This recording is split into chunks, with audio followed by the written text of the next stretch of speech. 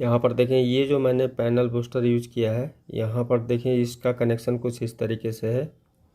ये है हमारा BGH जो यहाँ पर जा रहा है, और ये है इसका BGL जो यहाँ पर जा रहा है इस साइड में। तो ये BGH यानी यहाँ पे, और ये BGL। अब यहाँ पे नेक्स्ट आता है ABDD यहाँ पर देखें ये गया है, जो कि ये हमारा BAA पॉइंट है। और नेक्स्ट ये है BCOM, जो कि BCOM को हमने यहाँ पे ज्वाइंट किया है। BCOM के लिए देखिए यहाँ पे हमने एक रेजिस्टेंस ओपन किया है, जो कि ये है रेजिस्टेंस। इस रेजिस्टेंस को अगर आप जोड़ देंगे यानी ज्वाइंट कर देंगे तो ये BCOM ड्रॉप हो जाएगा वोल्टेज। तो इसे इंटरनल IC के अंदर जाने से हमने इस रेजिस्टेंस को ओपन कर दिया है।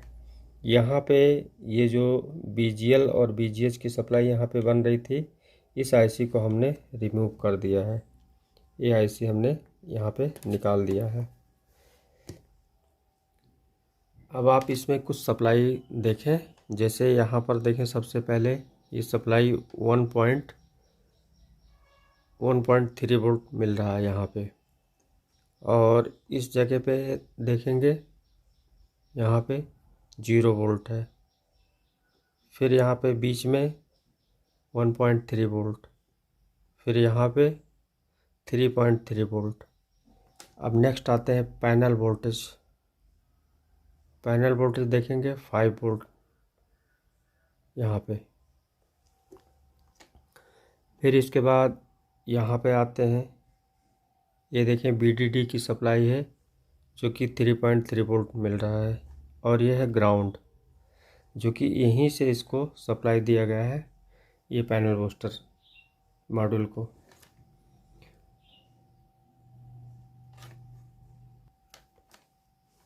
BCOM जो कि यहाँ से जनरेट किया गया था, तो इसलिए यहाँ पर देखें ये है इसका टेस्ट पॉइंट, जो कि BCOM की सप्लाई यहाँ पर देखें मल्टीमीटर में।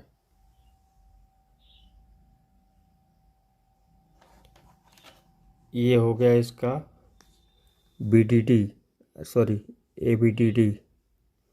तो हमने यहाँ पे लगाया ये इसका BAA, तो ये हमारा 11.92 यानी 12 वोल्ट सप्लाई इसका हो गया। यहाँ पर देखें BGH की सप्लाई जो कि 40.2 वोल्ट। फिर यहाँ पर देखें नेक्स्ट BGL की सप्लाई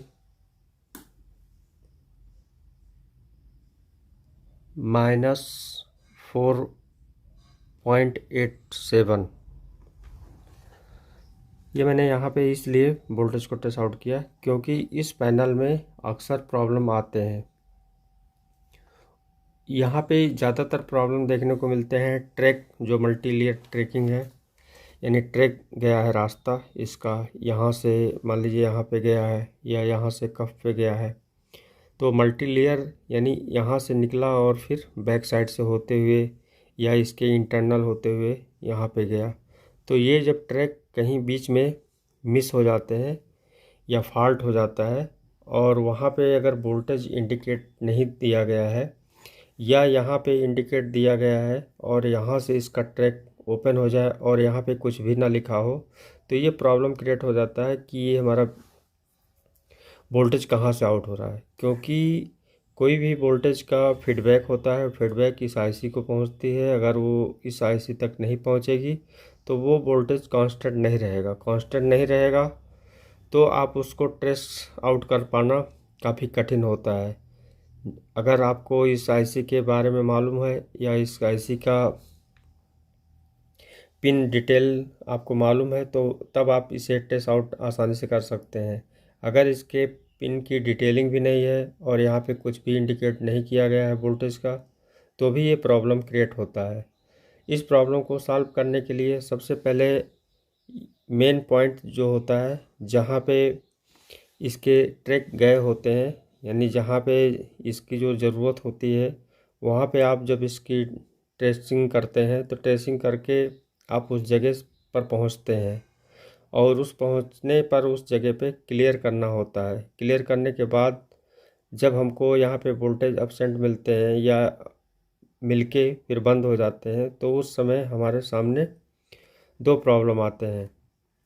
हम इसमें थोड़ा सा ये बता दिए हैं इंडिकेशन के लिए, और इसमें सबसे मेन इम्पॉर्टेंट था जैसे यहाँ पे वोल्टेज का दिखाना। ये आईसी 3.3 वोल्ट के लिए VDD के लिए है और ये टिकॉन आईसी है और ये है फुल HD 10 पेयर की पैनल है। तो इस पैनल में अक्सर ये प्रॉब्लम देखने को मिलता है। इसमें नो डिस्प्ले भी आते हैं, सारे वोल्टेज अवेलेबल रहेंगे फिर भी नो डिस्प्ले आएगा, या बीच में जो है जैसे खड़ा पट्टा काला पट्टा, तो उसका भी जो है इसमें ये प्रॉब्लम आता है। और इसको हमने इसलिए दिखाया है क्योंकि जब आपको व्हाइट बोर्ड पे इसमें बताएंगे तो काफ़ी कुछ समझ में आएगा, इसलिए वीडियो को बहुत ध्यान से देखें। अगर आप फास्ट करते हैं या स्किप करते हैं तो आपको कुछ भी समझ में नहीं आएगा, तो इसलिए आपको समझना है तो थोड़ा बहुत आपको इसमें ध्यान देने की ज़रूरत है। ये वीडियो मैंने इसलिए बनाया क्योंकि कभी कभी देखिए हर पैनल के जो सोर्स PCB होते हैं उसके वोल्टेज अवेलेबल नहीं होते हैं, या अपने अनुसार हमको वोल्टेज का जो डेटा है वो चीज़ें अवेलेबल नहीं हो पाती, और कब किस में क्या प्रॉब्लम आ जाए किस जगह पे कोई ज़रूरी नहीं कि हमेशा BGL और BGH का ही फॉल्ट आता है। तो इसलिए रिपेयर करने के लिए हमारे सामने जो ओल्ड टीवी आते हैं या ओल्ड जो भी हमारे प्रोडक्ट हैं, अगर रिपेयर के लिए आते हैं तो उनको रिपेयरिंग के लिए हमारे पास नॉलेज या वोल्टेज डेटा या उसकी समझ होनी चाहिए, जिससे हम इसके जो है फॉल्ट को आसानी से ट्रेस आउट कर सकें। क्योंकि आप जब इसको देखेंगे और समझेंगे व्हाइट बोर्ड पे तब आपको और भी क्लियर स्पष्ट समझ में आएगा से उसे रीड किया जाता है। प्रॉब्लम को भी एक पढ़ना आना चाहिए कि जिससे हम कि उस जगह पे पहुंच सके जहां पे हमारा प्रॉब्लम है, तभी आप उसके इलाज कर सकते हैं। तो आज की वीडियो में बस इतना ही, मिलते हैं नेक्स्ट वीडियो में।